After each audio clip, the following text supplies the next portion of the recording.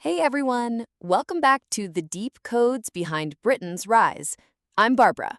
This is the podcast where we don't just tell stories, we decode the system behind the story. Hello, I'm Alex. We break down the power plays, the institutions, and those overlooked turning points. The stuff that actually shaped Britain into a global force. Today's episode, the birth of the Bank of England, building a war machine that never ran out of cash. And here's the real question. Why did France teeter on the brink of bankruptcy while Britain, fighting the same wars, only grew stronger? It starts in a place you might not expect, with the founding of the Bank of England. Let's dive in.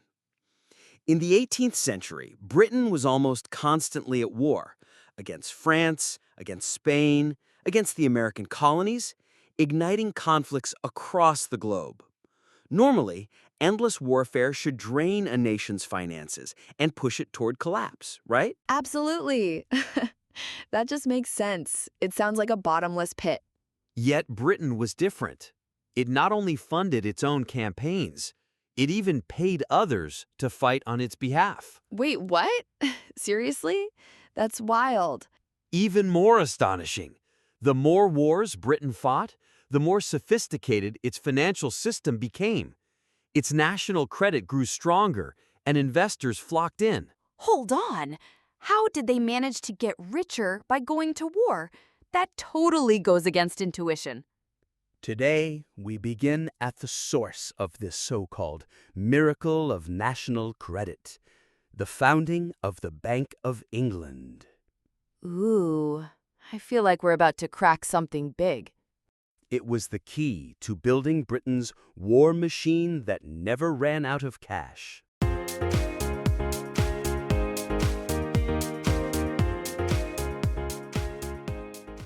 So, just now, we looked at how Britain kept getting stronger, even while it was constantly at war.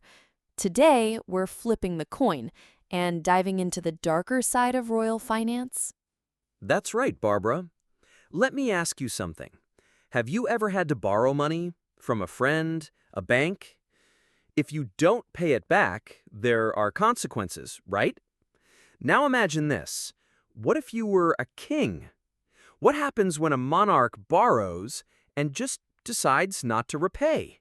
Wait, seriously? That actually happened? A king who offered 30% interest? 30! And still couldn't get a loan?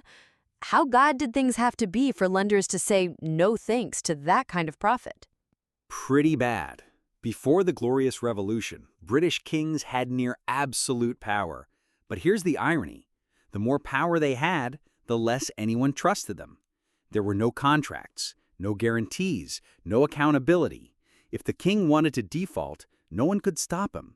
If he wanted your land, he just took it. So, too much power destroyed trust? That's actually kind of mind-blowing. Exactly. And by the time William III came to the throne, he desperately needed funds to wage war with France. He offered a sky-high interest rate, 30%, and still, no one would lend. It wasn't because people didn't want profit. It's that royal credit was radioactive. No one believed they'd see their money again. But how did it get that bad? I mean, give us a couple examples here.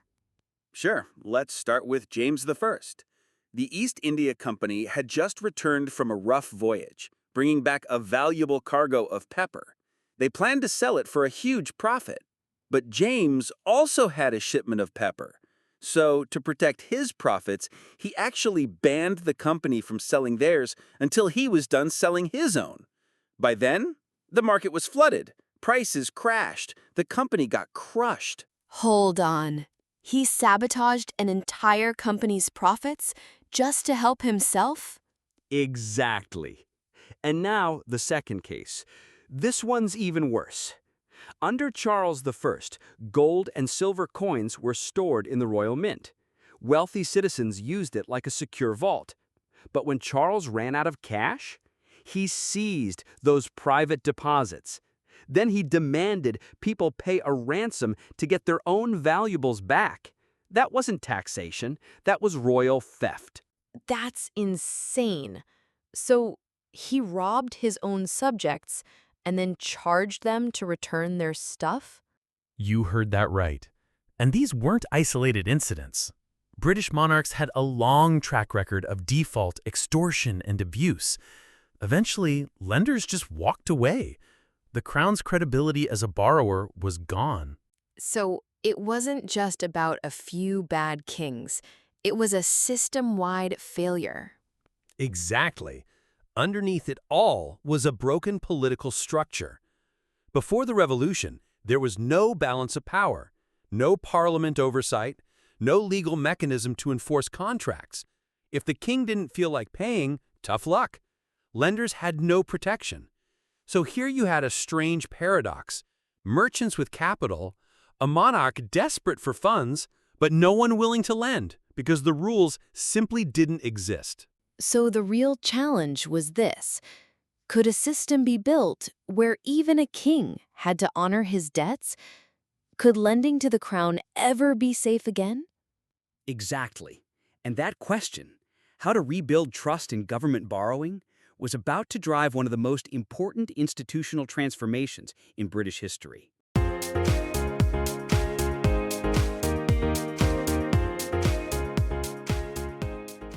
We explored the absolute mess of royal credit, where even a king offering insane interest rates couldn't get a loan.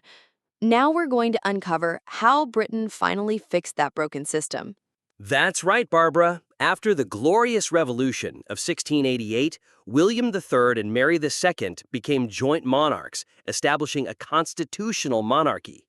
For the first time, the king's power was genuinely balanced by Parliament. But, and it's a big but, despite this huge political shift, England was still in deep financial trouble. Right, because they were embroiled in the 9 Years' War against France, pushing the treasury to its absolute limits.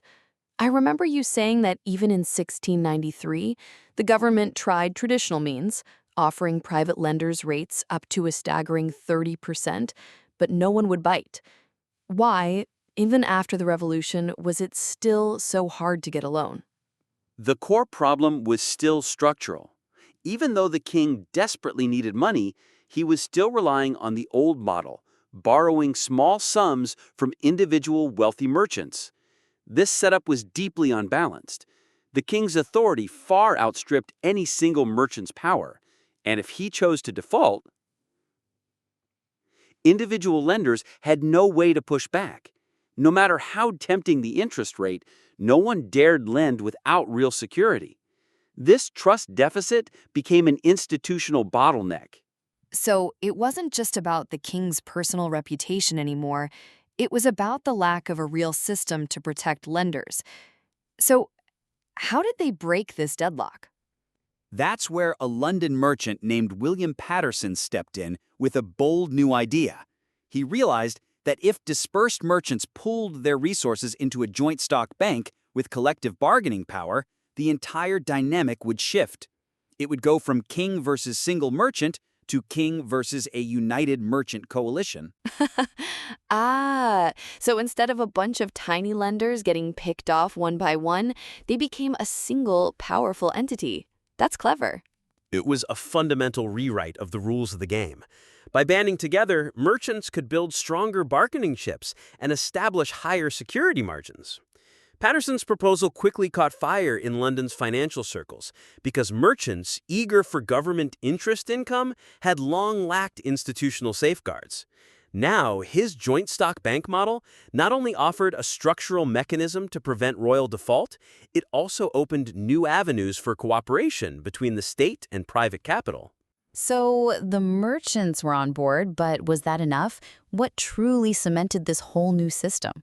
You've hit on the crucial point, Barbara. Merchants joining forces wasn't enough. What truly gave the system viability, legality, and public trust was the timely intervention from England's highest legislative body, Parliament.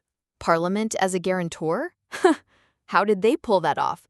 Looking back, even if merchants were willing to lend, who would ensure the king wouldn't renege? Who would backstop their risk? The answer was Parliament. After the Glorious Revolution, England had stepped into a constitutional monarchy, sharply limiting royal fiscal authority. Major expenditures now had to pass parliamentary approval. In other words, the king could no longer freely spend state funds or deny debts at whim. So Parliament basically put the king on a financial leash. What specific safeguards did they put in place? Parliament's involvement brought two key safeguards. First, legal protection. The Bank of England's establishment was enshrined in formal legislation, elevating lending from private deals to public contracts with legal force. If the government defaulted, it wasn't just a royal credit problem. It was a national credit crisis with severe consequences. Meaning it wasn't just King William breaking a promise. It was the entire nation's credit on the line. Exactly. And second, fiscal oversight. Parliament held the purse strings, ensuring borrowed funds had clear budgetary purposes and repayment plans. The Bank of England ceased being a temporary lending tool and became a permanent, institutionalized part of the national budget system. This was a massive confidence boost for investors. So Parliament didn't just approve it. They integrated it deeply into the fabric of government finance. Precisely. Put simply, Parliament's role was more than a legal stamp of approval. It politically created a credit moat around the system. For the first time, the king's credit was no longer just a personal reputation. It was embedded in national legal and fiscal structures. That's why London's financial community responded so swiftly, not because they suddenly trusted the king, but because they trusted the system behind him, backed by Parliament, protected by law, and secured by structural constraints. Amazing. What seemed like a mere lending problem quietly gave birth to a groundbreaking financial innovation, the founding of the Bank of England. And that completely changed the game for Britain's financial future. Indeed it did, and it set the stage for much, much more.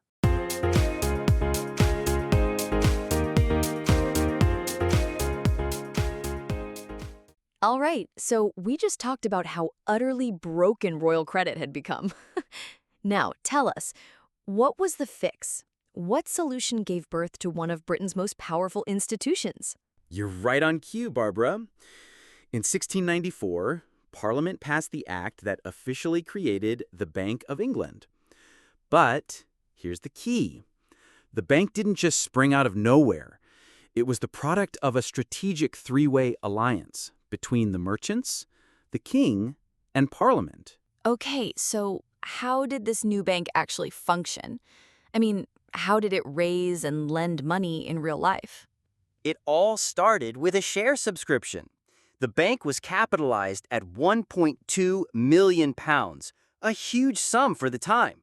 And get this, London merchants subscribed to the full amount in just 12 days. That money became a long-term loan to the government with an annual interest rate of only 8%, backed by future tax revenues. In for government that had been bleeding cash, this was a godsend. Wait, 8%? That's a massive drop from the insane 30% they were offering before. So aside from the interest income, what else did the bank get out of this deal? Great question. In return, Parliament gave the bank a royal charter with one incredibly important privilege, the exclusive right to issue banknotes. That marked the true birth of the world's first central bank. So these banknotes, were they like the paper money we use today? Just printed cash? Not exactly. These notes weren't legal tender in the modern sense. They were redeemable for gold or silver, essentially promissory notes. You could walk into the bank and trade them in for actual coins. That meant every note was backed by physical reserves, not just the government's word. This was the beginning of a tight integration between financial institutions and state credit. That's a huge difference. So people weren't just trusting a piece of paper. They were trusting that gold or silver was there, waiting. But for anyone listening who's thinking, so what? It's just a group pooling money to lend to the state. Can you explain why this was such a big deal? It was a massive leap forward, Barbara. This was the first time a bank made a government its main client. Most banks served merchants or markets, but the Bank of England tied private capital directly to public finance. That was revolutionary. So basically, the state got its own dedicated financial partner? That's a whole new model. Exactly. And here's the brilliant part. It wasn't fully public or fully private. It was a hybrid born from necessity and political compromise. Private investors provided the capital. The bank operated under market rules, but it was authorized by Parliament, and it served public fiscal goals. A hybrid system, privately funded, publicly backed. That's seriously smart. It was. And that's why the Bank of England became a blueprint for modern central banks. It institutionalized national credit. It gave Britain a stable, credible way to raise money at scale, something no other country had pulled off before.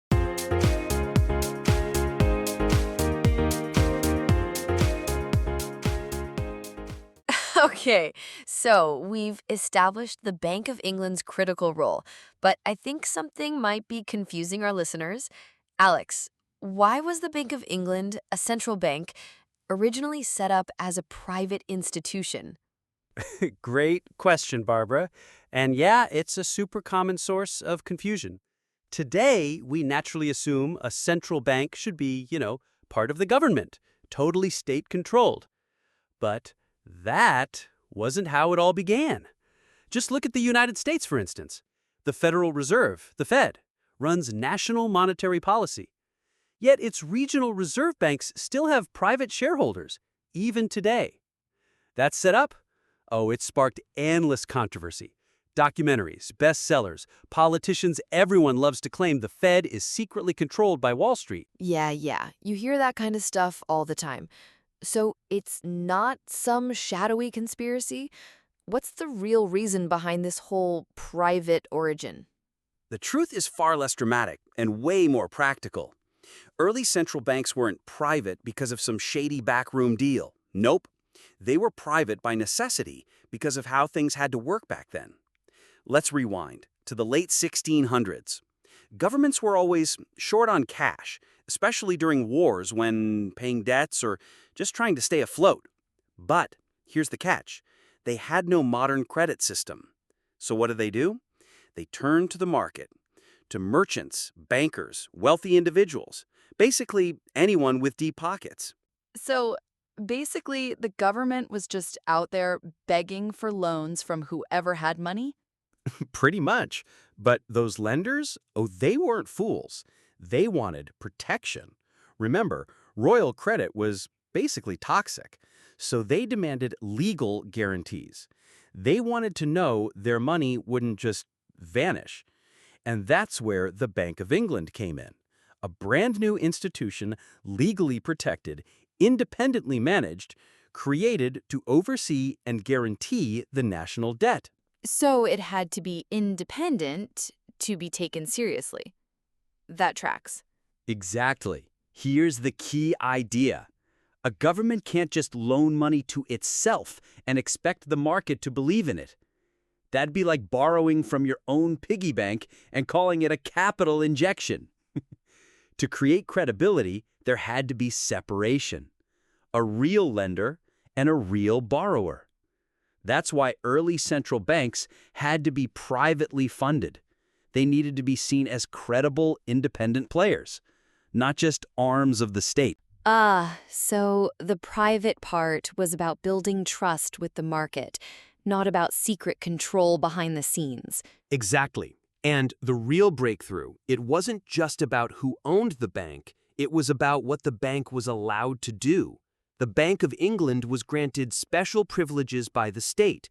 It could manage public debt, issue notes, and later influence the money supply. But, and this is key, it operated using market capital, not tax revenue.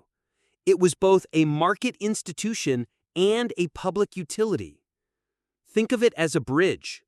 linking the state's urgent need for funding with the market's absolute demand for trust. A bridge between need and trust.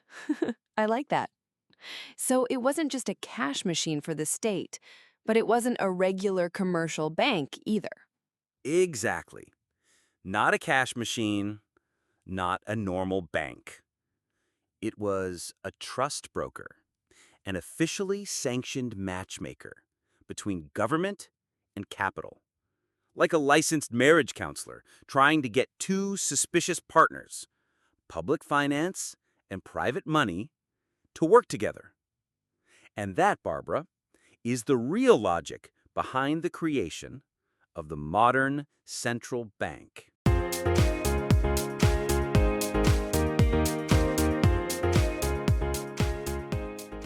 So, Alex, we've just explored why the central bank began as a private institution. Now I'm curious, how did the creation of the Bank of England actually change the game for Britain? Great question, Barbara. The establishment of the Bank of England was more than just another reform. It was a turning point.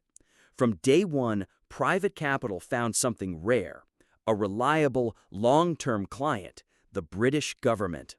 The stronger the state grew, the more capital could profit. And the more active capital became, the more power the state could mobilize. It was a feedback loop, one that embedded finance right into the heart of governance. So it wasn't just cooperation, it was a full-on symbiosis. But how deep did that trust run?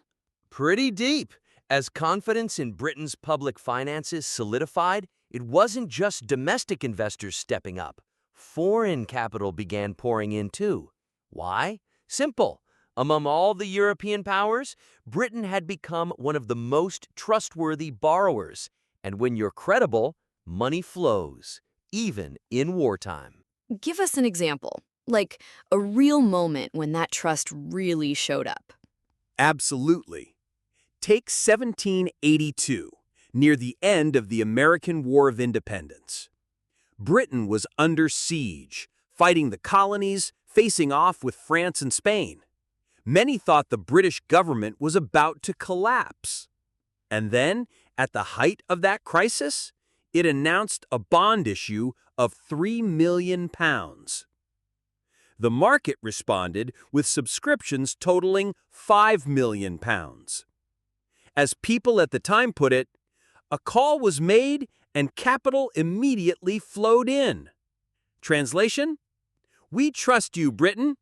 Wait, so while everyone thought Britain was on the brink of ruin, people were lining up to lend them money? Exactly. Now, contrast that with Britain's enemies, France, Spain, others. They still relied on royal treasuries. Once the crown ran out of cash, the war machine simply ground to a halt. It wasn't about how much money they had, it was about the structure of their credit system. That model, capital empowering the state reinforcing capital, it sounds revolutionary. But was it something only Britain pulled off? It was rare. Let's rewind to 14th century Florence. At the time, it had two of the most powerful banks in Europe, Peruzzi and Bardi. They lent massive sums to King Edward III of England to fund his war with France. Then, Edward defaulted. The result? Peruzzi collapsed in 1343, Bardi collapsed in 1345. And the fallout triggered a Europe-wide credit crisis. So basically, a weak state dragged down the strong banks? Exactly. Florentine finance did bounce back a bit under the Medici, but it never evolved into a true public institution. Italy stayed fragmented, dominated by family-run banks, feuding city-states, and papal politics. It never built a national fiscal infrastructure or a mechanism for sustainable public debt. Their banks remained private dynamos, not pillars of state. And Britain? Britain did something bold. It evolved from a feudal monarchy to a credit-based state. The king's borrowing wasn't personal anymore. It was institutional. It was transparent, regulated, backed by taxes, and grounded in law. That's where Britain pulled far ahead. By the 17th century, Italy had been overtaken, first by the Dutch, then by the British. While they were building credit markets, central banks, and security systems, Italy remained trapped in medieval logics. The contrast couldn't be sharper. In one world, weak states destroy banks. In the other, strong institutions unleash markets. Exactly. In the 14th century, banks collapsed when states defaulted. In the 18th, entire financial markets rose up because states had earned trust. This wasn't magic. It was institutional synergy, powered by three key players. Let me guess. One of them was the Bank of England. Right on. The Bank of England, a semi-public financial engine offering stability and credibility. Parliament, the legal anchor, guaranteeing repayment and protecting investors from royal whims. And the reformed fiscal system, with predictable taxes, funding everything from interest payments to war efforts. So these three formed a closed institutional loop? Exactly. Together, they created a financial ecosystem in which trust was engineered, not improvised. And that's what turned Britain into a modern credit state. Not just rich, but resilient. Not just powerful, but sustainable.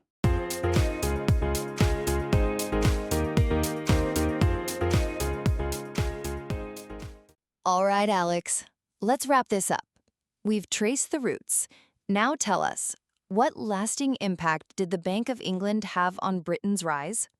Let's bring it full circle. From day one, private capital found the ultimate client, the British state. And as the state got stronger, capital had more ways to profit. The more vibrant the markets became, the more firepower the state could mobilize. It wasn't just cooperation, it was a self-reinforcing loop. So, an economic flywheel. The state empowered capital, and capital supercharged the state. Exactly. And the result? British citizens were eager to lend to their own government. But it didn't stop there. Foreign investors piled in too. Why? Because Britain had become one of the most creditworthy regimes on earth. That's why, as I said at the start, Britain never lacked money for war. Even when it was losing? Especially then. Look at 1782. The American War of Independence was nearing the end. Britain was not just losing the colonies, it was being hit from all sides. France, Spain, the Dutch. People thought it was over. Let me guess, Britain still raised money? You bet. The government announced a £3 million bond issue. The market responded with £5 million in subscriptions. The message was loud and clear. We still believe in you, Britain. That's wild. While enemies expected collapse, investors doubled down. Exactly. Meanwhile, Britain's rivals, monarchies like France and Spain, still relied on royal treasuries. When those ran dry, the guns stopped firing. No treasury, no war. But here's the thing. This state-capital fusion wasn't common, and it wasn't guaranteed to work. So when did it not work? 14th century Florence. It had two financial titans, Peruzzi and Bardi. Even King Edward III of England borrowed huge sums from them. But when he defaulted, boom, Peruzzi collapsed in 1343. Bardi collapsed in 1345.